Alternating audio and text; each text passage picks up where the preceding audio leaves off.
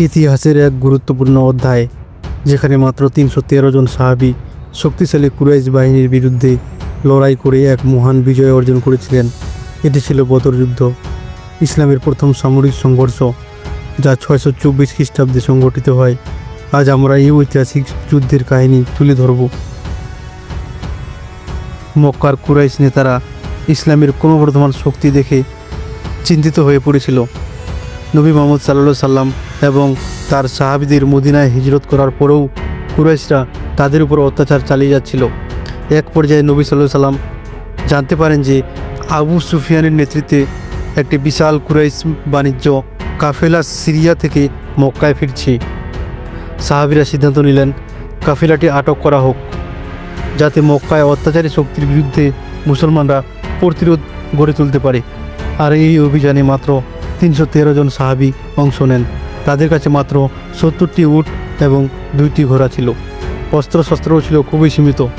অন্যদিকে কুরাইশদের বিশাল বাহিনী ১০০০ জনেরও বেশি, সুসজ্জিত ও সশস্ত্র। কিন্তু মুসলমানের শক্তি ছিল ঈমান ও আল্লাহর উপর দৃঢ় বিশ্বাস। রসুল সাল্লাল্লাহু আলাইহি সাল্লাম সাহাবীদের নিয়ে বদরের প্রান্তরে পৌঁছে যান এবং কৌশলগতভাবে কুফর নিয়ন্ত্রণ নেন, যাতে শত্রুরা সহজে পানি সংগ্রহ করতে না পারে। এরপর তিনি দোয়া করলেন, হে আল্লাহ, যদি আজ এই ক্ষুদ্র দলটি পরাজিত হয়, তবে এই পৃথিবীতে তোমার সত্য ধর্ম প্রচার করার জন্য কেউ থাকবে না। রসুল সাল্লাল্লাহু আলাইহি সাল্লাম দোয়া করছেন। এই মুহূর্তে আকাশে মেঘ জমছে, বাতাস বইতে শুরু করছে। ভোরের আলো ফোটার সঙ্গে সঙ্গে বদর প্রান্তরে উভয় বাহিনী যুদ্ধের জন্য প্রস্তুত হচ্ছে। মুসলমানরা আল্লাহর সাহায্যের প্রত্যাশায়, কুরাইশরা আত্মবিশ্বাসী। ১৭ রমজান হিজরি ২য় বর্ষ। বদর প্রান্তরে দুই বাহিনী মুখোমুখি। যুদ্ধের নিয়ম অনুযায়ী প্রথমে একক যুদ্ধ।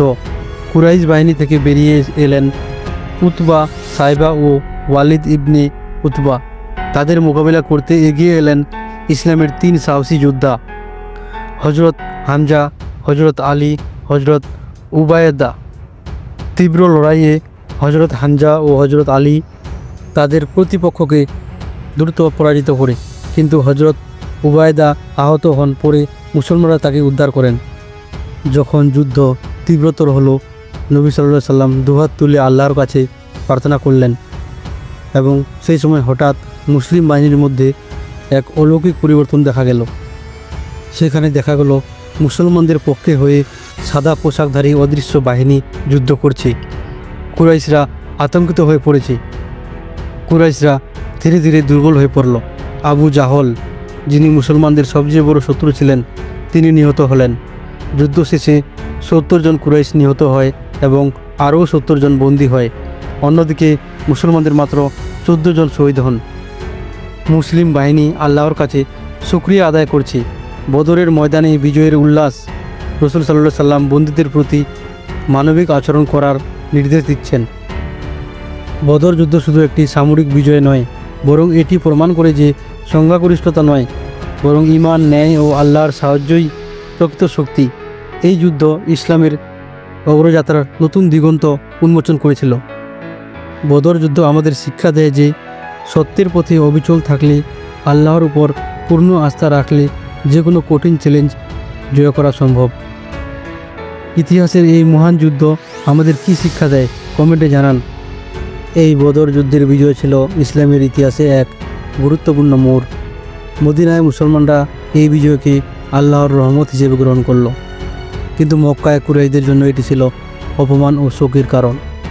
মুসলিম বাহিনী যখন মদিনায় ফিরে এলো, তখন রসুল সাল্লাল্লাহু আলাইহি সাল্লাম বন্দীদের প্রতি দয়া ও মানবিক আচরণের নির্দেশ দিলেন।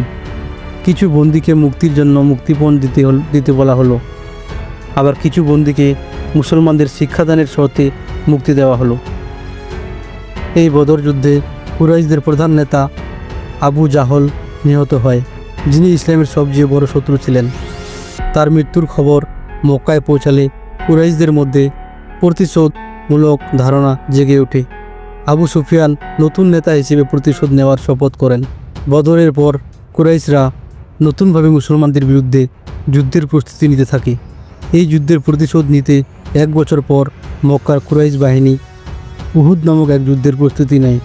বদর যুদ্ধ ইসলামের বিজয়ের প্রথম ধাপ ছিল, কিন্তু এটি ছিল আরও বড় চ্যালেঞ্জের সূচনা।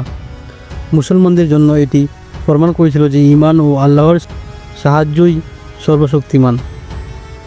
বদরের পর কী ঘটেছিল, কিভাবে উহুদের যুদ্ধ শুরু হলো, জানতে হলে পরবর্তী ভিডিওতে আমাদের সঙ্গে থাকুন। সাবস্ক্রাইব করুন এবং আপনার মতামত অবশ্যই জানান।